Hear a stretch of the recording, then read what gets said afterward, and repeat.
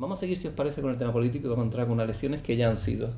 Hemos tratado el tema de Venezuela hace muy poco, desde otro punto de vista, pero hace unas semanas fueron las elecciones en Venezuela y lo que podríamos denominar la revolución, pues ha perdido por lo menos el poder legislativo, pues casi con una mayoría tremenda, ¿no?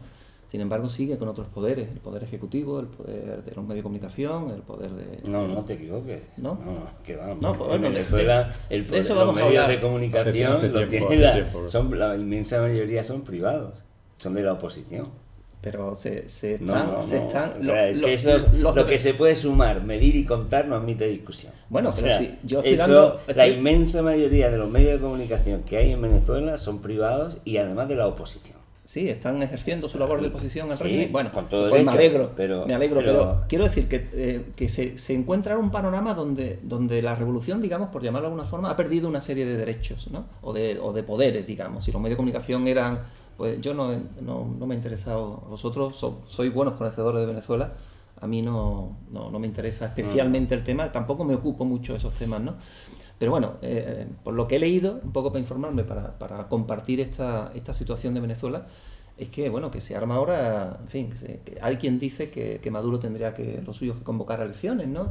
Y que parece que no lo va a hacer y tal, y que esos medios de poderes, el ejecutivo, el tal, que, bueno, ¿qué va a pasar? ¿Qué sentís vosotros que puede pasar ahora en Venezuela con este cambio, digamos, por lo menos en el poder legislativo, que sí ha cambiado y ha cambiado de forma, y que se ha admitido, ¿no?, por el poder ejecutivo, de que ha habido ese cambio tan fuerte?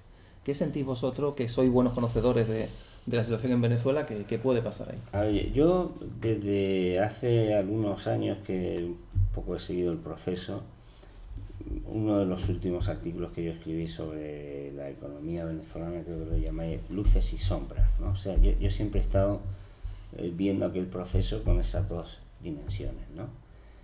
Creo que es fundamental verlo así, porque era y es un país con esas dos dimensiones, ¿no? De una clase media y alta muy bien situada y inmensas cantidades de personas sin nada, ¿no? Bueno, han vivido un proceso muy difícil, muy complicado, el resultado de procesos electorales que se resolvían con una gran controversia, porque siempre se ponían en cuestión, y ahora pues ha ganado otra parte de la sociedad. O sea, es que lo que ha ocurrido es lo que era previsible que antes o después iba a ocurrir, y precisamente podía ocurrir en contra de lo que estaban diciendo, ¿no? Es que esto es una dictadura, no, esto es un régimen parlamentario donde se eligen. ¿Y qué ha ocurrido? Pues que hay una situación económica, seguramente un gobierno que no ha satisfecho expectativas, y se ha conformado una mayoría parlamentaria muy diferente. Hay un presidente que tiene elecciones con otra dimensión. A mitad de su mandato no habría ni que esperar al final, cosa que en otros países no tenemos. A mitad del mandato se podría plantear un referéndum revocatorio, o sea que si hay un determinado porcentaje de la población, pues que diga que no queremos esperar, queremos refrendar su mandato, cosa que aquí el jefe del Estado ni a mitad de mandato, ni a final, ni en ningún momento. Sin embargo, decimos que aquí hay más democracia que allí, ¿no? Entonces, bueno, yo creo que Maduro, que no era una persona, vamos, yo no he conocido muy de cerca su gobierno, o su papel, pero por lo que uno ve no pareciera que fuese una luminaria política, ¿no? Tiene una situación complicada, porque claro, es un país muy presidencialista, pero el Parlamento va a ser muy contrario. Cosas que a lo mejor en Estados Unidos ha ocurrido, y a nadie se le ocurrió decir que tenía que dimitir Obama o Bush, o Clinton. Es que a veces se nos cruzan un poco los cables. O sea, ¿por qué tiene que dimitir Maduro, con independencia de la simpatía que tengamos, si él tiene su proceso electoral y el Parlamento tiene otro? O sea, ¿lo has escuchado que se está hablando de eso? Sí, claro, porque vengo escuchando de Venezuela las cosas que no se dicen de Francia, o que se le ha dicho ahora a Hollande que tiene que dimitir, porque ha ganado el frente. Tendría que, con más razón, tendría que haber dimitido Hollande, se le ha pedido a Hollande que dimita. Vamos, no es parecido porque no han sido parlamentarias.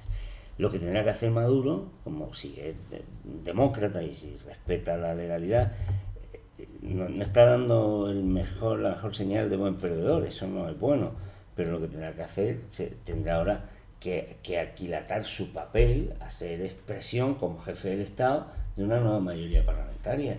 Y tienen la fortuna los venezolanos que podrá haber un mandato, o sea, un referéndum revocatorio a mitad de mandato, y si no, a diferencia de lo que ocurre en España, pues podrán quitar al jefe del Estado si no hace eso. O sea que es que yo creo que hay cosas que tienen cierta normalidad, pero que se ha querido ver como anormal, porque si ganan ahora, la oposición ha sido, como decía Vargas Llosa, de Venezuela libre, y antes si ganan los otros, Venezuela no es libre. O sea, hay personas, yo se lo decía una vez a un amigo, ¿no?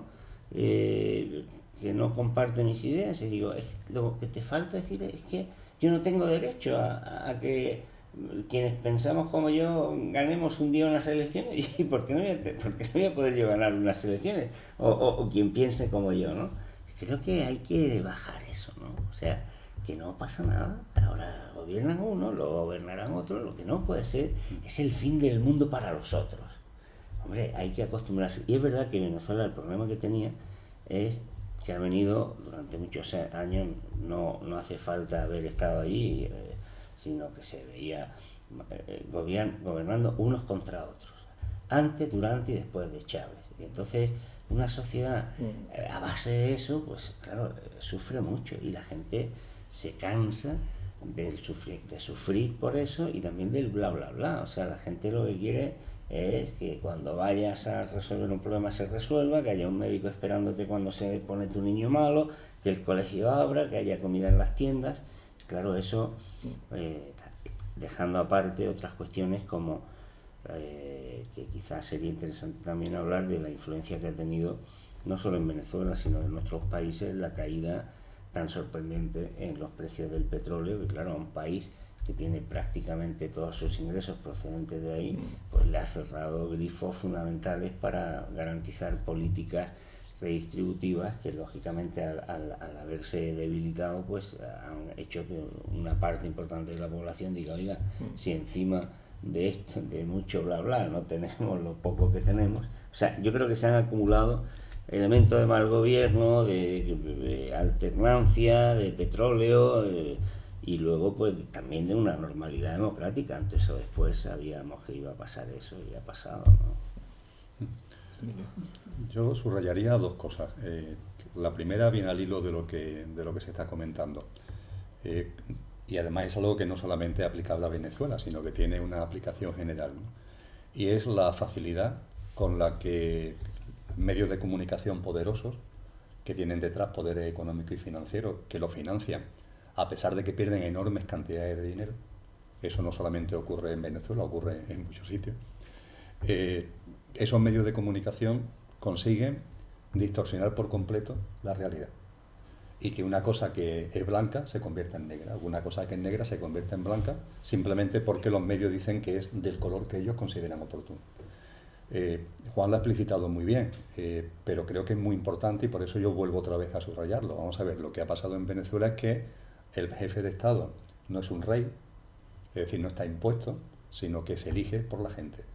Y una cosa es la presidencia del gobierno, la jefatura del Estado, y otra cosa es el poder legislativo. En España eso no existe.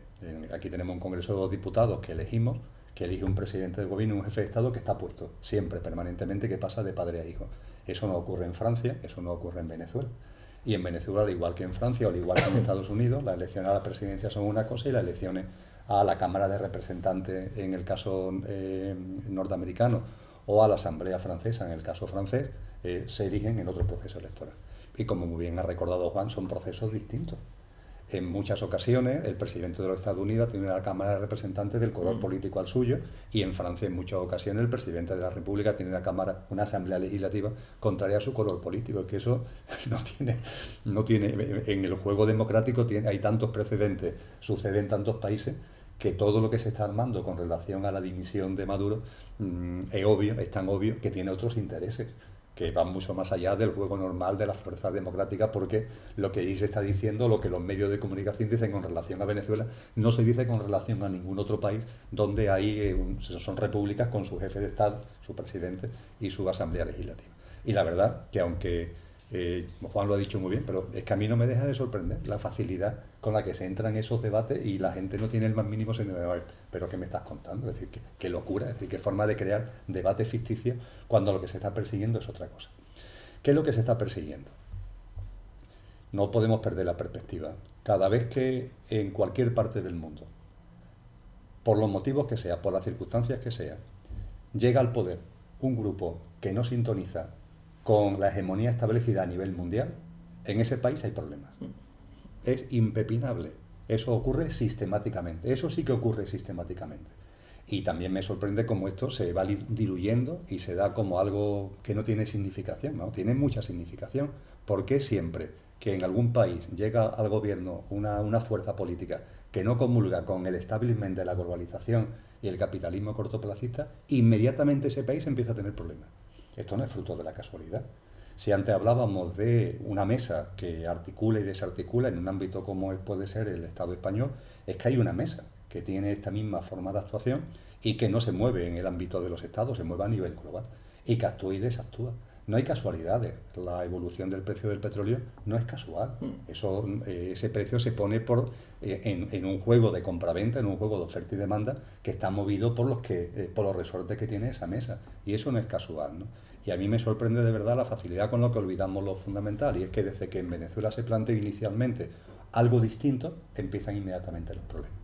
Cosa distinta, y el último que quiero compartir, es que claro, cuando llega alguien al poder que no comulga con el establishment global y del sistema, y empieza ahí un hostigamiento, evidentemente en la población de ese país se empiezan a originar problemas. Y empiezan a pagar el pato personas que, entre comillas, son inocentes y que están al pairo, ¿no?, de lo que está ocurriendo. Y lo único que están viviendo es que en su país y en su ciudad y en su familia empiezan a ocurrir cosas que originan dolor, que originan trauma, que originan sufrimiento. Y eso es lo que a su vez ha originado, aquí lo hemos vivido, ¿no?, en la Fundación Espató, tú nos has contado, Enrique, de cuando nos enviaban correo electrónico, cuando nos enviaban personas en Venezuela que lo estaban pasando muy mal. Sí. Y esas personas, yo entiendo que cuando se le habla de este hostigamiento, cuando se le habla de la capacidad que tienen los medios de comunicación para manipular, pueden decir, bueno, pero es que yo en mi casa y en mi vida lo que estoy sintiendo es esto, ¿no? Algo que, por ejemplo, yo he tenido al menos ocasión de vivir mucho con lo que han sido exiliados cubanos, ¿no?, que incluso podían entender perfectamente que el problema de Cuba fue que no comulgaba ni comulga, ¿no?, con el establishment, ¿no? Y a partir de ahí ellos pueden también entender incluso que ha habido ese hostigamiento, pero al final, el resultado final es que a mí, a mis hijos, a mi familia me ha pasado esto, y esto a mí me origina dolor, y eso hace que yo tenga este posicionamiento, ¿no? Sí. Pero realmente lo del hostigamiento, cada vez que hay algo distinto, que lo hemos vivido en Europa, en el ámbito ahora de lo que ha pasado en Grecia, ¿no?, es que es sistemático, y lo que ha ocurrido y lo que viene ocurriendo en Venezuela no es sino el resultado, la cadena de causa y efecto de esto precisamente. Una mayoría social distinta al establishment a nivel mundial, y el establishment mundial que empieza a hostigar a esa mayoría social de ese país, como ha pasado en otros países antes y como pasará en otros países después. Y volverá a pasar.